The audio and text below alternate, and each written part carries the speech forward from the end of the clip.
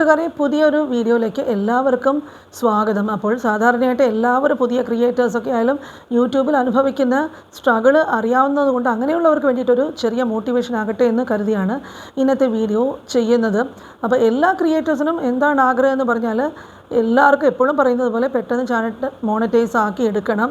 അതുപോലെയുള്ള ചിന്ത ആളുകളുടെ മനസ്സിലേക്ക് വരാനുള്ള പ്രധാനപ്പെട്ട കാരണം, ഇന്നത്തെ ചുറ്റുപാടിൽ നമ്മൾ സോഷ്യൽ മീഡിയയിലൊക്കെ നോക്കുമ്പോഴേക്കും ഈ യൂട്യൂബിലൊക്കെ വർക്ക് ചെയ്യുന്ന ക്രിയേറ്റേഴ്സ്, വലിയ വലിയ ക്രിയേറ്റേഴ്സൊക്കെ ലക്ഷക്കണക്കിന് രൂപ വിലയുള്ള സാധനങ്ങളും ആഡംബര കാറുകളും വീടുകളും ഒക്കെ വാങ്ങിച്ച് കൂട്ടുന്നതാണ്. അപ്പോൾ ഇത് കാണുന്നപ്പോൾ എല്ലാവർക്കും ആഡംബരങ്ങളോ വേണ്ട, അത്യാവശ്യമായിട്ടുള്ള വീട്ടിലത്തെ കാര്യങ്ങളെങ്കിലും നടന്നു പോകണമെങ്കിൽ കുറച്ചൊരു വരുമാനമാകട്ടെ എന്ന് കരുതിയിട്ടാണ് പലരും യൂട്യൂബിലേക്ക് ഇറങ്ങുന്നത്. അപ്പോൾ ആ ഒരു ചിന്ത എല്ലാവരുടെയും മനസ്സിൽ കടന്നു വരാറുണ്ട്. പണ്ടൊക്കെ ആളുകളുടെ ആഗ്രഹം എന്താണെന്ന് പറഞ്ഞാൽ, ഒരു സിനിമയിൽ നല്ലൊരു നടനോ നടിയോ ആകുക, നല്ലൊരു ഗായകനാകുക, ഇല്ലെങ്കിൽ നല്ലൊരു ക്രിക്കറ്റർ ആകുക.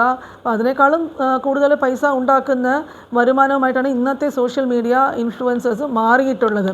അപ്പോൾ ആദ്യം ഒരു വീഡിയോ അപ്ലോഡ് ചെയ്യുന്നത് കമ്പയർ ചെയ്യുമ്പോൾ എല്ലാവരും ഈ വലിയ വലിയ ക്രിയേറ്റേഴ്സിന് ധാരാളം കിട്ടിയല്ലോ എന്ന് പറഞ്ഞാണ് എല്ലാവരും നോക്കിക്കാണുന്നത്.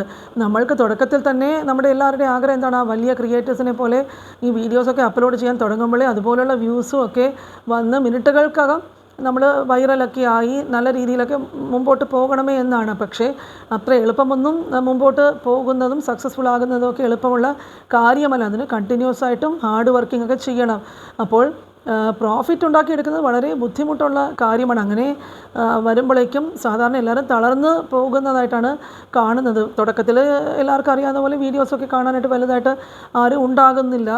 കഷ്ടപ്പെട്ട് കണ്ടൻറ് എടുത്തു, അതൊക്കെ അപ്ലോഡ് ചെയ്തു, അതിൻ്റെ എഡിറ്റിങ്ങിനൊക്കെ എത്രമാത്രം കഷ്ടപ്പെട്ടു എന്നുള്ളത് എല്ലാവർക്കും അറിയാം. അപ്പോൾ നല്ല നിലയിലുള്ള എല്ലാ ക്രിയേറ്റേഴ്സും ഇതുപോലെയൊക്കെ സ്ട്രഗിൾ ചെയ്തിട്ടാണ് അവർ ഇന്നത്തെ നിലയിൽ വന്നിരിക്കുന്നത്. അപ്പോൾ ആ ക്രിയേറ്റേഴ്സിൻ്റെ ആ ലെവലൊക്കെ മനസ്സിലാക്കണമെങ്കിൽ അവരുടെ കുറേയൊക്കെ വീഡിയോസ് നോക്കിക്കാണുക. അവരുടെ പഴയ വീഡിയോസ് നോക്കുമ്പോഴേക്കും നിങ്ങൾക്ക് തന്നെ മനസ്സിലാകും തുടക്കത്തിൽ അവരും ഇങ്ങനെയൊക്കെ ആയിരുന്നു എന്നുള്ളത്. അപ്പോൾ നമ്മളും വീഡിയോസൊക്കെ ഇട്ട് തുടങ്ങുമ്പോഴേക്കും ആ ഒരു ലെവലിൽ എത്താൻ പറ്റുന്നില്ല എന്ന് കാണുമ്പോൾ പലരും അത് നിർത്തിയിട്ട് പോകുന്നതായിട്ടാണ് കണ്ടിട്ടുള്ളത്. അപ്പോൾ ഒരിക്കലും നമ്മൾ മറ്റൊരാളെ കമ്പയർ ചെയ്യരുത്. നമ്മൾ തന്നെയാണ്. നമ്മുടെ കണ്ടൻറ്റ് ഇഷ്ടപ്പെട്ട് വരുന്ന ധാരാളം പേരുണ്ടാവും. അപ്പോൾ അവരെ ഫോക്കസ് ചെയ്ത് മാത്രം വീഡിയോസ് ഉണ്ടാക്കാനായിട്ട് ശ്രമിക്കുക. അപ്പോൾ പെട്ടെന്ന് ഗ്രോ ചെയ്യാൻ പറ്റുന്ന എളുപ്പമുള്ളൊരു മേഖലയല്ല യൂട്യൂബ് എന്ന് പറയുന്നത്.